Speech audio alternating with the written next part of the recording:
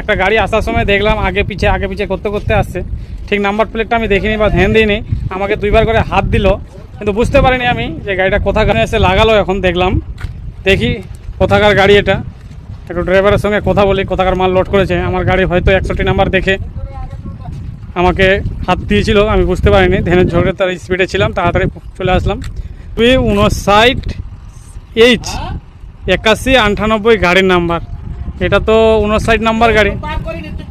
59 number গাড়ি তো এই রোডে খুবই কম দেখা যায়, আর 61 নাম্বার তো আছে, কয়েকটাই বেশ চলে, 6-7টা গাড়ি চলে 61 নাম্বার, কিন্তু 59 নাম্বার গাড়ি এই রোডে খুবই কম চলে।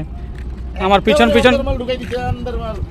পিছনে গাড়িটা আসছিল, আমি ঠিক চিনতে পারিনি কোথাকার গাড়ি। এখন ড্রাইভারটা নামলো, জিজ্ঞাসা করবো কোথাকার গাড়ি আপনার? হরিরামপুরের। কোথাকার লোড করেছেন? নাগপুর। কিন্তু 59 নাম্বার তো গাড়ি এদিকে তো চলে না। ও দাদা, একটু শুনেন কি হয়েছে? আরো গাড়ি আছে নাকি আপনাদের? মানে ওনাদের মনে হয় আরো গাড়ি আছে হয়তো, সেই জন্য মানে দৌড়ে যাচ্ছে ওকে লোকেশন দিতে।